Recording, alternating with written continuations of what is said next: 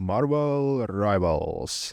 I feel like this game is the first multiplayer shooter that came out in recent years that got to this level of popularity so fast, and I think it's gonna stay relevant because this game fucking slaps.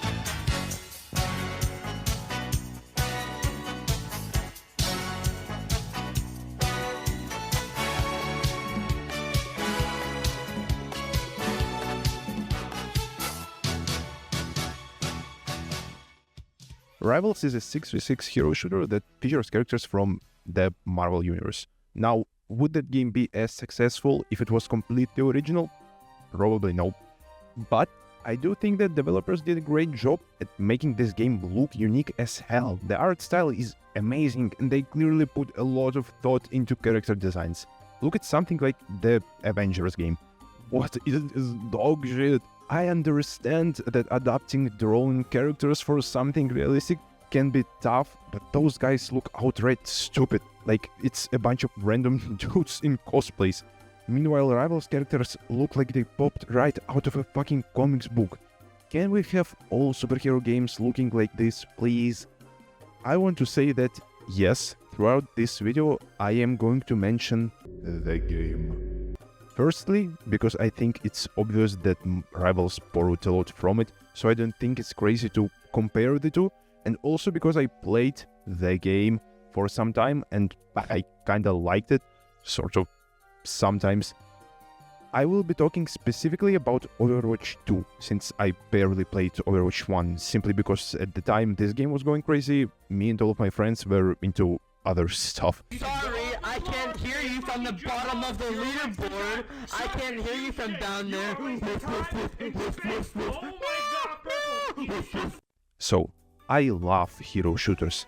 It takes two genres of online games that I like quite a lot, which is shooters and MOBA, and meshes them together, creating this mess on the screen that would send a person from 15th century into a coma if they saw it. I love a game that requires you to be good mechanically, have a good understanding of how the game works, and quick decision making, all while giving you so many characters with so many different playstyles to choose from. I feel like I can never get bored of those games, because I can always just play a different character, and that's gonna change how I approach the gameplay completely. Let's talk about the hero roster. We got 8 tanks, 8 supports, and 19 DPSs, quite a lot of fucking DPSs. I understand though, it's easily the most popular role, makes sense to add more duelist characters. Plus, it seems like both tank and support community have already formed, so in comp it's rarely a problem to lack a player of a certain role, in higher ranks at least. Generally speaking, characters are great. Most of them are really unique and fun to play. Sure, some abilities seem to be inspired by Overwatch a bit, but I think they did a good enough job to make every character stand out. As a matter of fact, I think it's really sad to play a character like Bucky and then go back to play Cassidy in Overwatch. It's so clear that his kit is so old compared to both Rivals characters and new Overwatch characters. What I really expected from Overwatch 2 was making big upgrades to existing characters, kind of reworks that Bastion and Doomfist got, where it completely changed how characters played. They could also tie it to the game's story in some way. By the way, let's talk about the story. Two Doctor Dooms had some beef, clashed, now universes are meshed together and characters are figuring out what to do. Kind of an obvious setup for a game like this, but I have nothing against it. It works, leads to fun character interactions and gives devs enough room to add whoever the fuck they want. I really hope to see more alternative versions of characters, like for example the fact that we have Captain America 2099 instead of the original is really cool. I expect to see more of that. Meanwhile, story in Overwatch... Oh, Jesus Christ. They fucked up a lot of things. And with PvE being cancelled, story barely progresses, which is such a shame, man. Those characters and the world that they have on their hands has so much fucking potential, but it was just left to collect dust on the shelf. And now I don't even know what's going on. I think we've reached the point where we just have to reset the story somehow. Which would make a lot of sense considering that Overwatch's writers team is probably completely different from what it was on game's release. Well, while we are still on the topic of heroes, let me tell you something that Marvel Rivals actually haven't learned from Overwatch for some reason. Supports. In my opinion, the biggest problem with the game right now, the problem that makes it less fun to play, every single match is how strong defensive play style is. To be more specific, how strong defensive ults are. Seriously, have we not figured out that a gameplay when nothing ever dies is boring as fuck? Sustain metas are awful. They are boring to watch, they are boring to play. And the reason for this meta in Rivals is ultimate abilities that heal 10,000 HP per second, essentially making everyone immortal. Well, what you want support tool to do? Not heal? Typical DPS player. Shut the fuck up. That's not fun for anyone to stand there and do nothing for 20 fucking seconds waiting for 2 support ults to end in a game that is supposed to be fast-paced. Sorry. So, yeah, this shit sucks. Some might say that one-shots are the answer to the problem, but we all know how much community loves those. What's more, those ults being so strong makes other supports worse, just because they can't keep up. Why play Adam, who has to press a button, go into animation in which he is vulnerable and exposed, to maybe revive your teammates with low HP, when you can just press immortality button and win the fight? It sucks, man. I really hope that they shift those support ults from those insane heals in the direction of more utility. Like maybe make Luna not have to swap from heals to damage boost. Just nerf the healing amount and make her damage boost simultaneously. Maybe make Cloak and Dagger heal less in their ult, but make teammates walk faster in it. Maybe make Mantis heal with bigger intervals, but give her more range. I understand that I'm not a game designer, but we have to do something, man. By the way, at the moment of me writing, we are in first half of Season 1. They already added 2 characters and a map, and they are going to add 2 more characters and a map in the second half. They said that Season 1 is going to be a unique double season, which is gonna have twice as much content as a regular season. So, I assume that they're gonna add 2 characters and a map every season, which is absolutely insane. I used to think that adding too many characters might be problematic. As game's roster gets bigger and bigger, it's gonna get more complicated to balance things out. But honestly, fuck it. Add as many characters as possible. First of all, I think that it's super fun to have that much content coming out that frequently. And second of all, giving players that many options to choose from is gonna make metas more unpredictable and add crazy variety to team comps, which is something a game like this needs. Let me say something.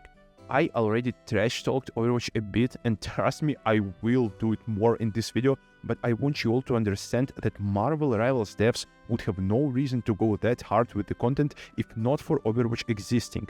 Ever since this game came out, no one could really compete with it when it comes to hero shooter genre, until Marvel Rivals was released. No one could replicate that same magic, and that's because Overwatch is a good fucking game. Yes, I am going to critique it, and I am going to do that a lot, but that's because I genuinely enjoyed it for a while. I keep seeing people say stuff like, oh, finally Overwatch is dead, fuck this stupid game, it deserves to die. If you like Marvel Rivals, you want Overwatch to succeed, you dumbasses. If Rivals won't have any competition, they are gonna suffer the same fate Overwatch did in the long run. Okay, so Overwatch Spotlight came out while I was making this video. They showcased a bunch of stuff, new hero, loot boxes coming back, perks are now gonna be in the game. I was kind of expecting this part, but it's still super exciting. Honestly, all of this stuff looks pretty interesting. I don't want to get my hopes too high, but it's definitely something that's gonna make me come back to the game. All we can do right now is pray for them not to fumble. Okay, let's get back to the good stuff. Considering that the game is 6v6 and open queue, which means anyone can pick any hero, you have to be flexible if you want to play and actually climb. And I think that devs know that, so let me tell you one of the best things they added to this game. Bans. I just want to say, I fucking hate one tricks. You remember all of those things I said I like about hero shooters? Well, they clearly don't give a shit about it. They are gonna install their character and never switch. They are going to call you slurs if you pick their character, and they are most likely going to be the most obnoxious motherfuckers in voice if you lose. You see, hero shooters, as I mentioned before, have lots of different playstyles clashing with each other in every match. The thing is, sometimes whoever you walked out of spawn on might not be the right choice against the enemy team. That's why playing multiple characters and being able to adapt is a very important part of what makes a good player. With bans being in the game, people will actually have to learn how to properly play the game, because they are going to be forced to adapt. Bans also eliminate other major problem. When a certain character becomes way too strong, people can simply start banning them every game. If a character who people don't like playing against becomes meta in Overwatch, all you can do is hopelessly queue into that character every single game. That's not fun at all and just makes people not wanna play the game. Even without counting everything I said before, I think bans simply add a bit more planning, which helps to start discussing the strategy with your teammates before the match even starts. Another small thing, thank God they decided to hide player stats until the very end of the match. Cause people just love to point at that shit and decide to blame someone because they had 2k less damage than other player 2 minutes into the fucking game, and then they don't play properly during the match. Sure, it still kinda happens with kills and deaths, it's just refreshing not to hear people talk about healing numbers constantly. By the way, what do people talk about? How is the community? This is just fucking... Bro, switching to Moon Knight is not gonna do anything. Like, we don't even have one ult that gets them in one spot.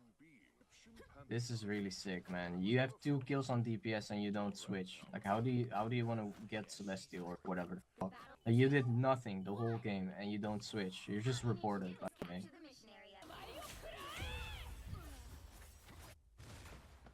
Guys, we're going to lose with a team like this. This is retarded, man. Guys, all of you can go fuck How is this yourself, fun? you know? How is this fun?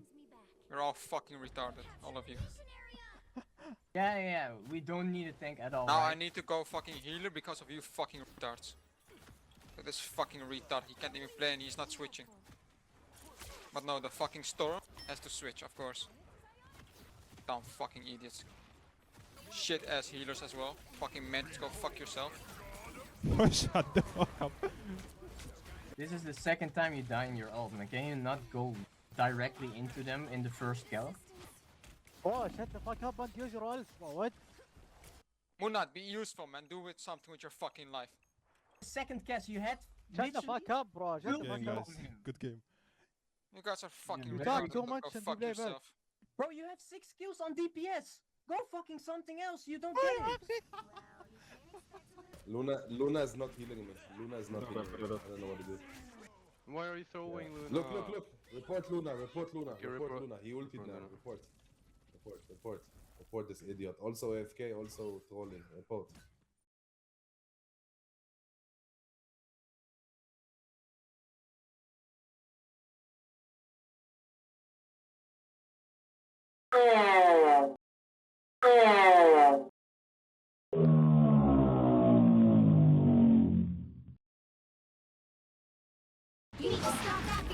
Yep, not much changed.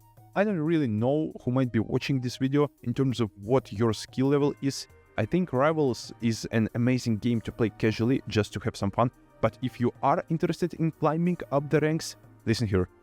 I peaked at Masters in Overwatch and I am currently Grandmaster in Rivals, which is basically Masters here in my opinion.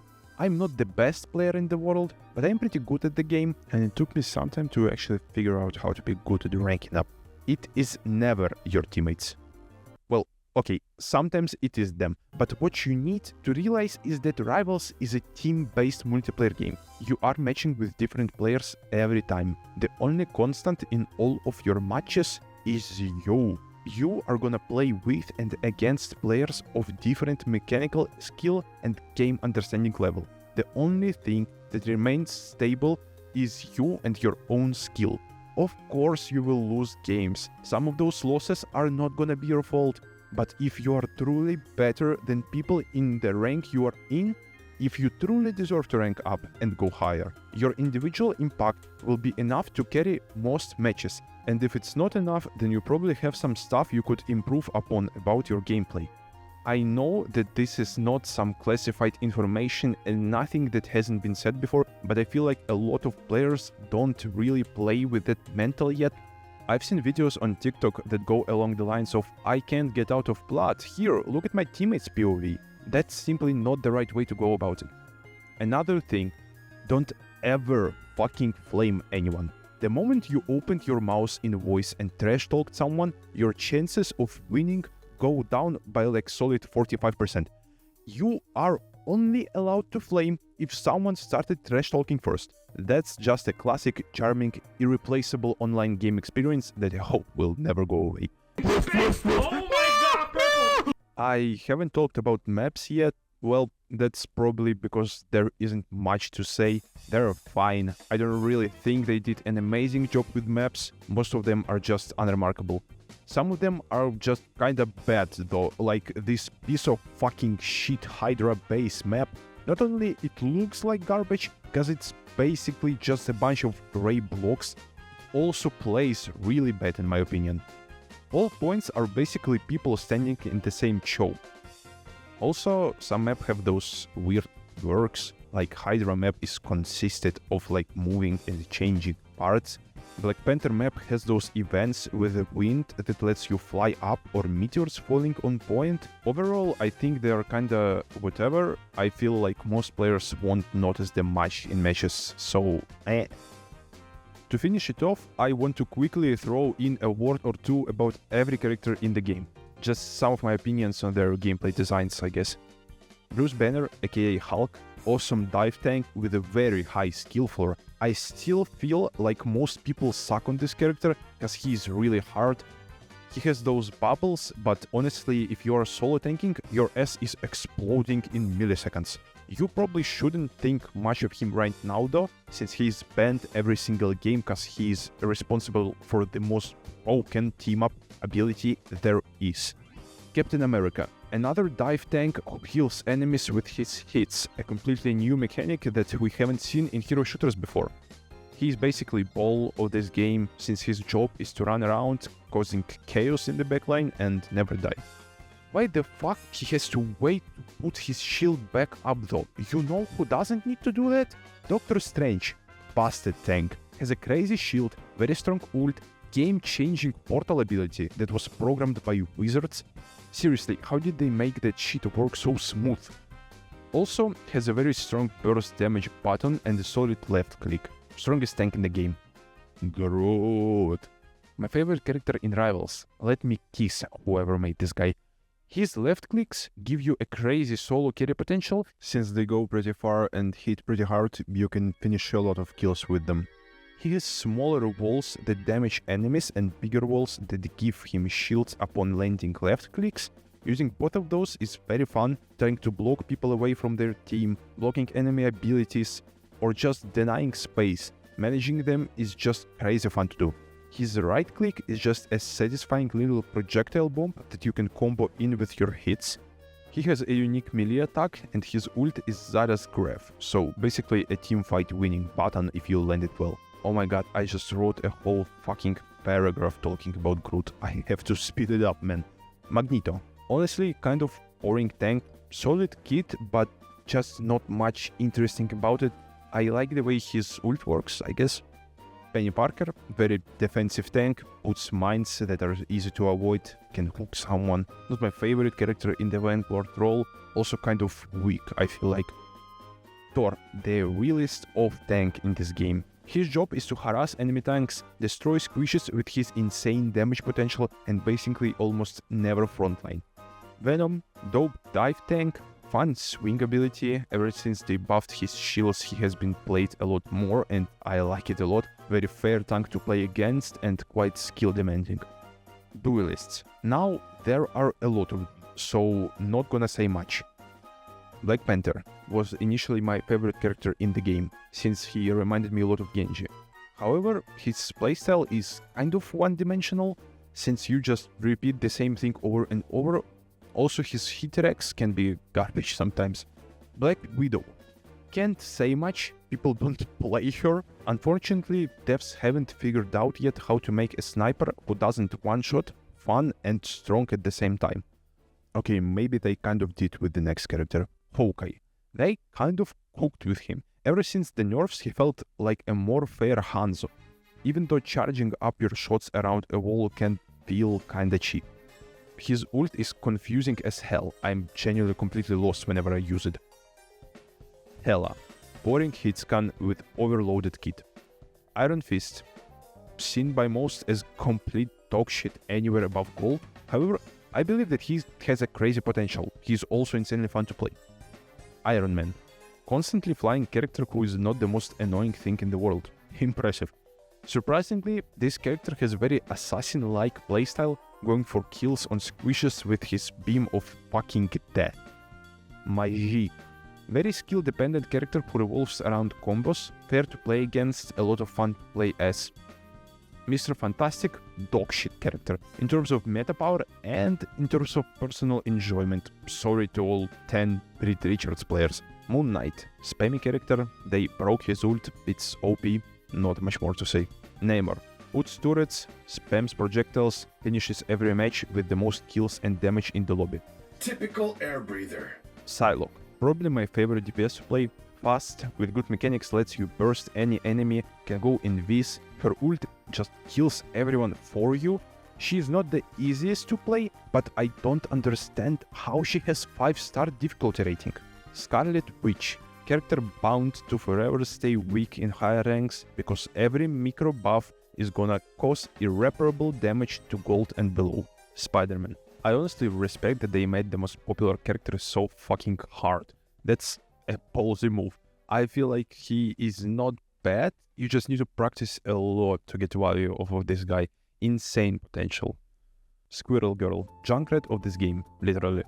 At the first glance, she seems very easy to play, and that is true. However, the higher you climb, the freakier your plays have to become. Pretty high skill ceiling. Star-Lord, very hard to kill mosquito, can burst you in seconds, forces a defensive ult with his ult, or kills the entire team.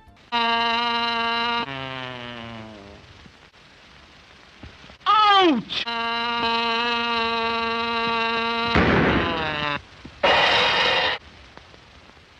Storm, another flyer character. She's weird, man. DPS who moves very slow, gives her team aerial buffs, and can become a killing machine for a few seconds. I also don't fucking know how they managed to give her 4 buffs in one page. The Punisher, the most basic dude in the entire game. Whenever I don't know what to play, I just pick him and walk around shooting and stuff with no brain activity. Winter Soldier, a Cassidy who actually has a kit. Can hook, uppercut, deal decent damage with his shots that also pierce. I guess. Wolverine, it was fun to observe how people were figuring out this character in the first few weeks. He went from being the worst DPS to being insane at doing one specific task, destroying tanks. Cool character, I guess. As a good player, I just spam him every game. Strategies time. Adam Warlock, DPS support hybrid character, reminds me of Zenyatta. I already talked about how shit his ult is, however his shift button is basically a micro ult. Right now his only role is being played in triple support comps, hope that's gonna change. Cloak and Dagger, literally mercy of this game. Very easy to pick up, so they have a large player base. However, most players don't use the potential that this character actually does have, and they just play the game on autopilot without making any plays. Invisible Woman, strong defensive ult, strong heals, has in my opinion one of the most impactful buttons among supports, which is pull/poop, can be a game changer. Jeff, he is fine, people who play him do seem quite silly. Thank God they fixed his fucking ult, that shit was annoying. I also want to add that this guy has a crazy skill ceiling in my opinion. If you play triple support, you can go Jeff and just live in the enemy's backline and just harass their supports, or even DPS. You can duel a lot of people and you might win. Luna Snow, fuck this character. Mantis, another kind of DPS hybrid support. She has a defensive ult, but I actually don't find it that oppressive. She is overall really balanced in my opinion and has a lot of solo carry potential, unlike our last character. Rocket Raccoon. His kit is literally nothing. Throw a thing in a corner, hold right click, press shift when someone dives you. I understand that every character, no matter how simple they are, can have impact on the game's outcome. However, I don't think I ever felt like, oh, my raccoon actually made some good plays this game. His ult doesn't help, man. He just puts it somewhere and it's kind of just there for a while. Somehow this character already gathered a pretty annoying group of one tricks.